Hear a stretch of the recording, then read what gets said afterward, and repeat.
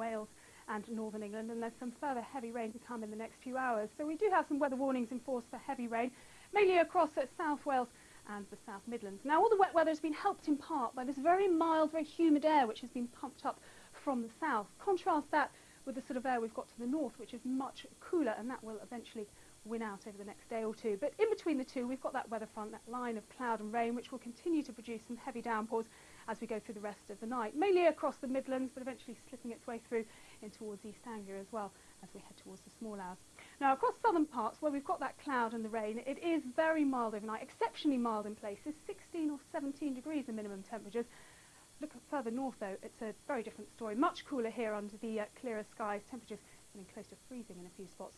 So a cold start to the day for Wales, but not too bad really for the morning. There should be some sunshine, particularly across central and northern parts.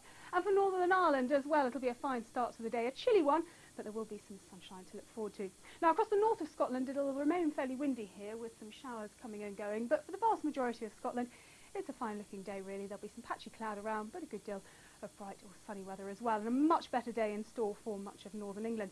Head further south, though, and that's where we run back into that band of cloud and the outbreaks of rain, which will be with us through the morning, I think, across parts of East Anglia and the southeast as well, but a very mild start to the day, you'll notice there.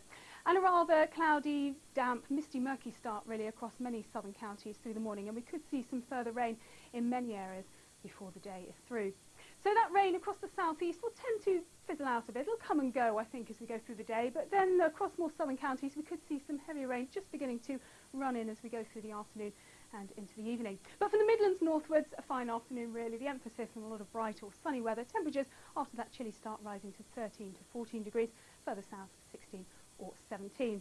But look at that rain in the south. It will continue to push across these southern counties, I think, heading towards the southeastern corner of England as we go through into Wednesday night. By Thursday, though, it should eventually have cleared away, and Thursday looking like a bright, calm, settled day, really, for all parts of the UK. After a cool start, there'll be some sunshine, temperatures up to 13 or 14 degrees. Now, on Friday, it could be a bright start across eastern parts, but we'll quickly see some clouds and some outbreaks of rain working their way in from the west, and those will gradually work their way eastwards into an unsettled weekend.